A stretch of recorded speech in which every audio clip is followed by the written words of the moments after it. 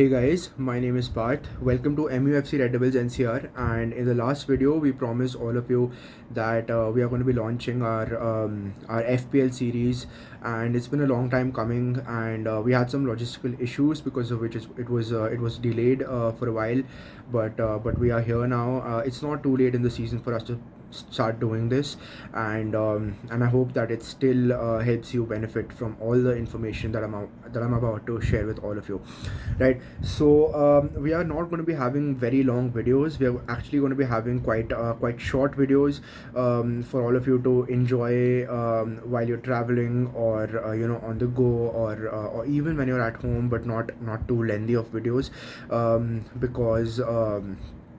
because they're being tailor-made for your convenience, and the way in which you can select to watch them.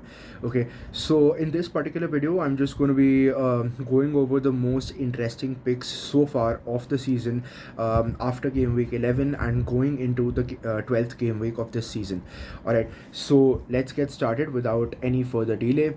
Alright, so first of all, we're going to be talking about goalkeepers, and the goalkeeper and the defensive section is going to be a little bit longer than the attacking and the midfield section, because in the recent game weeks, the trend has been that the goalkeepers and the defenders have been the one who have been consistently saving people's game weeks. It happened with Reece James, happened with Trent Alexander-Arnold and Cancelo this week, and we all know about Aaron Ramsdale. Okay, so talking about goalkeepers, first up obviously is Aaron Ramsdale. One of the most interesting picks this season. If you jumped on the Ramsdale bandwagon back in game week 7 or 8, whenever it is that you played your wild card, then obviously good for you, and must have been an amazing pick for you. I of course could not get him because I played my wild card much earlier to accommodate Ronaldo in my team. But many congratulations to those who did accommodate Ramsdale in their team, and I hope that he keeps returning points for you. Those of you who do not have Ramsdale, it's still not too late to jump on him at the moment, as he's still priced at somewhere around 4.7 million, and Arsenal have been showing this trend of being a defense-first policy team, so he could turn out to be an amazing pick for you and an amazing differential, as still not many people own him in the game. Alright, next pick is of course Sanchez, which I had, and many condolences to those who owned Sanchez alongside me. He picked up a red card, going to be serving a suspension of at least one game week. So well, what to do with Sanchez? Well, in my opinion, if you have Sanchez and have an able deputy in his stead, then it's okay for you to just hold Sanchez at the moment, because Brighton have been solid as a defensive unit this season, and Sanchez is very much in the mix to get a lot of clean sheets this season, and also the bonus points with the kind of saves he makes. So you could still trust Sanchez till at least game week 25 or so, and even for the full season, if you're not particularly keen on getting any other keeper apart from him. Personally, for me, there's no call to sell him and to get another goalkeeper, because I personally don't want to waste a free transfer on a goalkeeper. But if you want, you could get Guaita for him, you could get McCarthy for him. If you have 0.2 million extra in the bank, you could also go for Ramsdale if you don't have him, and you could just sell Sanchez and get Ramsdale for him. So but if you have an able deputy in his stead, then definitely you can bench Sanchez easily for one game week in which he is going to be serving his suspension, and then he can just jump right back into your team. Alright, next of course, Raya. I just want to put in there, he's injured. I know that he's out for at least 3 months. I think it's a knee injury, and I just want to wish him a speedy recovery, because he has been a great asset for a lot of players this season. And Brentford, just a big hats off, and shout out to them for being amazingly well drilled at the back this season. Next up, moving on to the premium goalkeeping picks, and I think the most what do you call it? The the most value for money pick is Mendy. No doubt about that. I usually don't tell people to go after goalkeepers who are priced more than 4.5 million or at the max 5 million. But Mendy, of course, he's just been a beast for Chelsea this season. Lots of bonus points accumulated, and Chelsea being the team with the best clean sheet record in the team, up there in the mix. So obviously, if you have Mendy since game week one. I mean, I'm very jealous of you if you don't have him and you have some cash in the bank, and there are no other priority areas for you to fix in your team. You could definitely consider going for Mendy, because he's going to get you a lot of points. Chelsea are going to be racking up a lot of clean sheets. They lost a clean sheet against Burnley, but that's not going to be happening very often. And Mendy is going to be an amazing pick in the coming weeks. So if you're thinking about selling one of the premium midfielders like Foden or Son anytime soon, and you're thinking about selling, I don't know, maybe Ronaldo or Kane, and spreading out the funds evenly in your team, then an upgrade from a Ramsdale to a Mendy, or even a Sanchez to a Mendy, or a Melier or a Martinez or a De Gea to a Mendy is obviously going to be amazing for you. So one to keep an eye out for. If you have him, many congratulations. If you don't have him and are looking to get him, do not think twice, just jump on him. Okay. Other premium goalkeeping picks, I would not advise you to go for David De Gea at the moment, because United just can't seem to keep a clean sheet at the moment.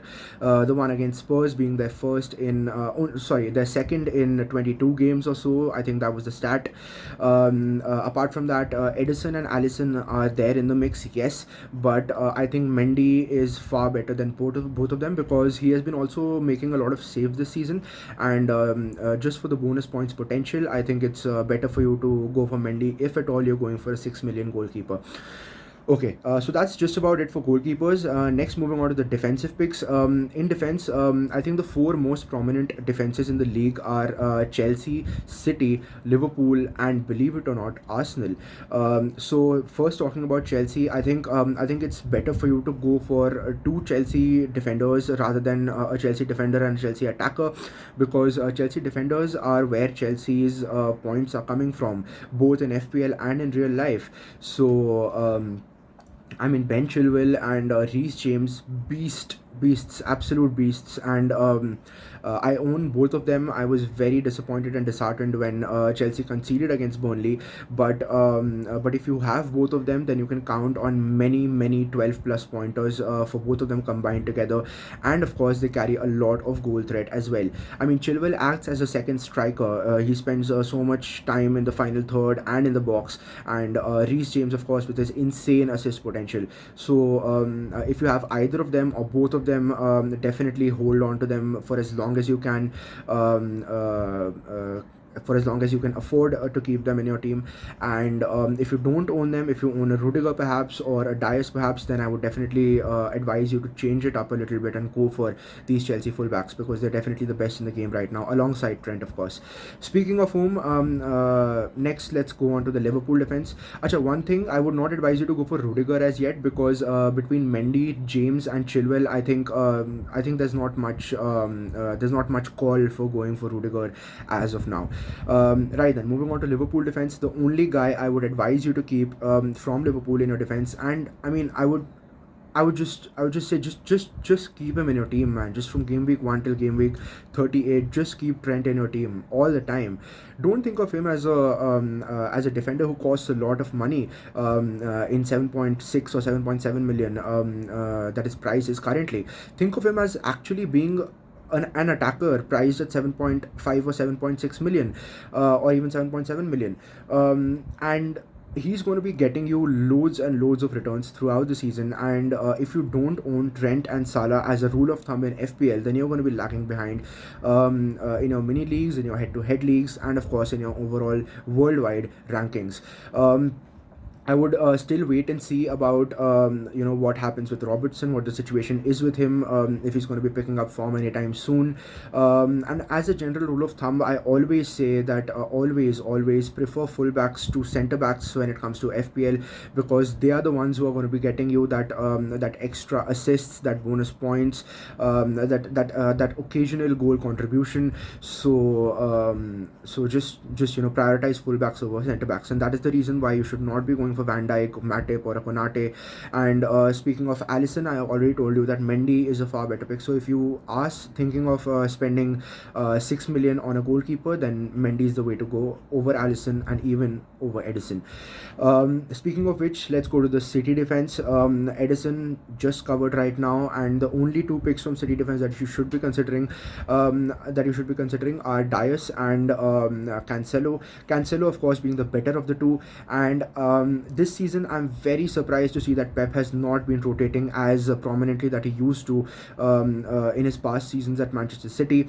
I think that is probably because of the fact that we are still in the early stages of the season, be it the Premier League or the Champions League, and there's not much pressure of multiple competitions being played at the moment. So I think Cancelo would be safe for another, let's say, 7 or 8 game weeks until we enter January and the FA Cup fixtures start to appear on the scene, as well as the UEFA Champions League knockout stages that would probably come in February, I guess.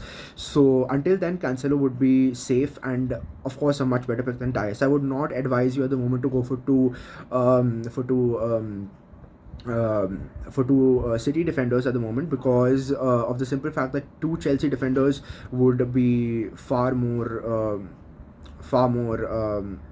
let's say smart picks for you than City defenders, because of their attacking threat, right? Also, one more thing is that there are a lot of value picks in FPL at the moment, and I don't want you to spend overly on City defenses, especially when they still have this habit of occasionally bottling it up to teams like Crystal Palace and all, and then it can really hurt you. Whereas if you own two Chelsea defenders, then once in a while, even if they concede like they did against Burnley, it doesn't hurt you that much, because James eventually got an assist contribution, and I think he also got a bonus point. So that's there. Anyways, moving on to the Arsenal defense. Arsenal defense has surprised me this season. I had Ben White since game week 1. I still have him in my team, and I would advise you to go for him over other Arsenal defensive assets, barring of course Ramsdale. But then again, he's a goalkeeper, and we've already talked about him, so let's not touch upon him anymore. Speaking of White, why I like White is because he is very cheap, and the other thing about him is that Arsenal are consistently getting clean sheets, so the 6 points seem almost guaranteed for him. And apart from that, he has a very good distribution, because of which he can accumulate bonus points as well, which we saw in the last game week. He got 2 bonus points. So well, apart from that, actually every Arsenal defender offers something different than the other. White has this bonus point accumulation thingy going for him, whereas Gabriel offers a goal threat, and both their fullbacks, be it Tomiyasu or Nuno Tavares, who's currently filling in for Kieran Tierney, all of their fullbacks offer considerable attacking threat. So it doesn't matter which Arsenal defender you go for, as long as you're picking an Arsenal defender. But for the cheaper side of things, you could consider Ben White, which I also own. Alright, so that's pretty much it about defense. Just a few outliers that I would like to discuss as being cheaper differentials. You should definitely have Livramento in your team. The guy is an absolute FPL hack to own at the moment, as said by one of my friends, and you should definitely be owning Livramento. You should make a point to own him. It's still not late to jump on him. Still at 4.4 million, still cheap, so you could definitely consider fitting him in. And Southampton are also getting a lot of clean sheets, so that's something Livramento has going on for him at the moment. Apart from that, Duffy is an option, and apart from Duffy, there is Mankio. who is a good budget pick, and Ben Johnson of West Ham at 4 million, who is filling in for Vladimir Sofal.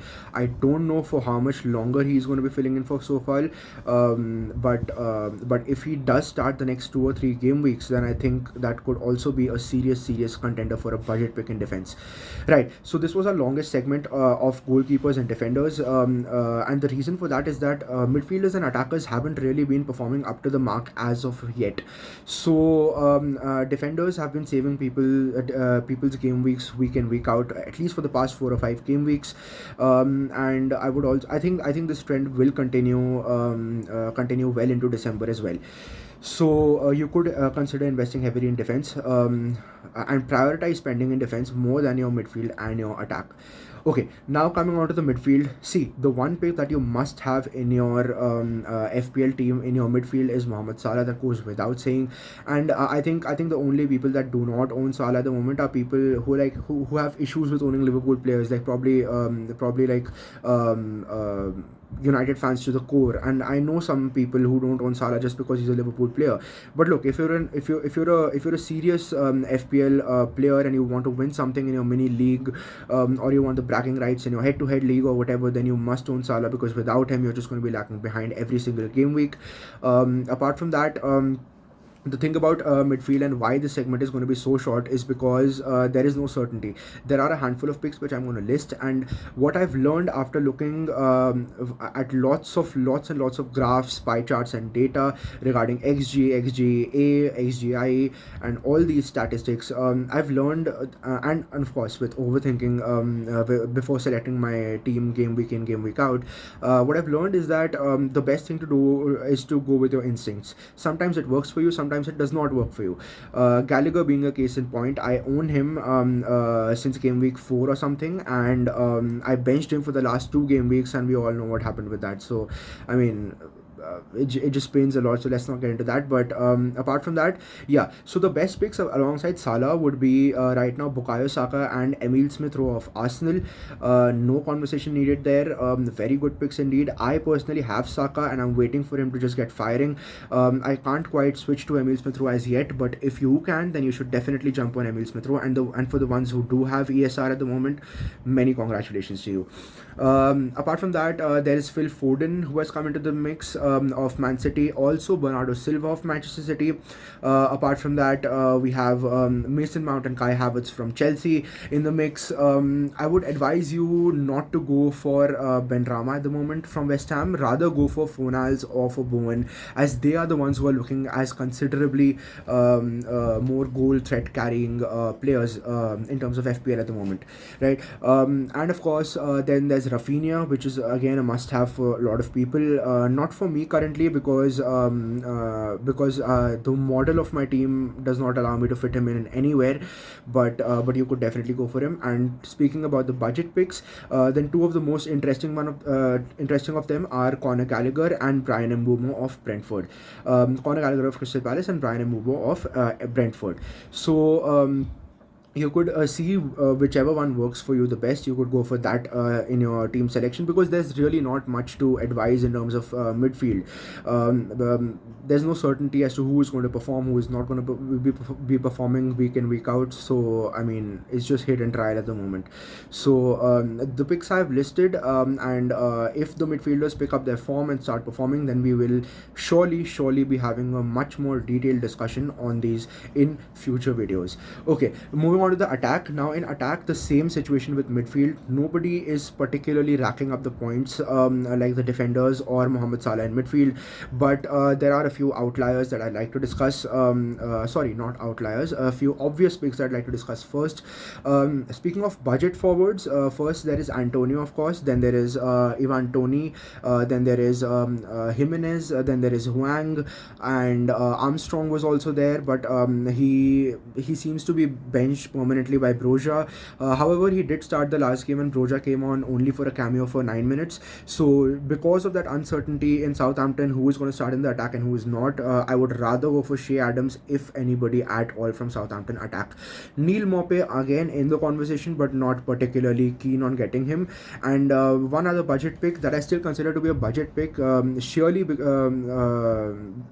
sorry, not the right word, just because of the price point at which the premium picks are priced, like Vardy and Aubameyang and Ronaldo and Kane and Lukaku and all these people. That is the reason why I consider Gabriel Jesus to be a budget pick as well. You could choose two of these or three of these. If you are not going for a premium pick, then you could easily choose three of these as well. Speaking about the budget picks, look, there are two kinds of people: one who have Ronaldo or Kane in their team, and who have not sold these two players as yet, and the kind of people who have sold these players and invested heavily in the defense and midfield and even the goalkeeping departments. I would say that the latter kind of people are coming out on top as it stands, because the premium picks are just not delivering, right? We know about the managerial situation at Spurs and Man United, and why that could impact players like Ronaldo and Kane, or rather Kane and Ronaldo respectively. And now with the change in the Spurs managerial position with Conte coming in, Kane could be a serious pick for you. Ronaldo, on the other hand, my personal dilemma at this point is that since I've owned Ronaldo since game week 4, it doesn't make sense for me to get rid of him just as yet, because United's good run of fixtures is coming in, and I definitely want him for that. I want him to be around in my team, and if he does not work at all, then it would also be interesting to see the situation develop with Conte and Kane at Spurs, and then make a decision accordingly. Right, so I'm just keeping Ronaldo at the moment, just to keep that sort of those sort of funds in my attacking line at the moment. But if you want to sell either either Ronaldo or Kane for reinvestment in your midfield or your defense, then you could definitely consider that, and as it stands, that does seem like the better option to do. Like the better thing to do. And instead of Ronaldo, Kane, you could easily get a Gabriel Jesus or a Jimenez or any of the players that I just listed, and have that extra 3, 4, 5 million, even 6 million if you go for a Hwang or a Armstrong or a Broja in your bank, and then you could invest heavily in midfield and go for players like Son or Foden or Mount or Havertz, these kind of picks. Or even in defense, you could just upgrade your Ben Whites to your Cancelos, and also go for Chelsea defenders if you don't have him. And even in the goalkeeping department, you could easily upgrade your 5 million and 5.5 million goalkeeping picks into a Mendy, Edison or Alisson, depending upon the requirements of your team. Right, so this has been it for now. It's already been 21 minutes, but that's just because it's the first video. The future videos are going to be much shorter than this. I'll try not to exceed more than 10 minutes, since I'm going to be uploading 3 or 4 videos, separate videos regarding how the game week went, what should be the captaincy picks, whom to buy, sell, hold and avoid, and many other things to consider regarding FPL are going to be coming your way very soon. So that's it from my side for now. You can drop any questions that you have in the comment section below. I'm going to be around for at least a couple of days in there, and I'm going to be answering all your questions if you have any. Be sure to subscribe so that no other player from your mini league watches this video before you, and thus has the benefit of going over and above your reach in the mini league. So this has been MUFC Red Devils NCR. I've been Parth. Thank you so much for tuning in. We're going to be back very soon with other videos, and cheers.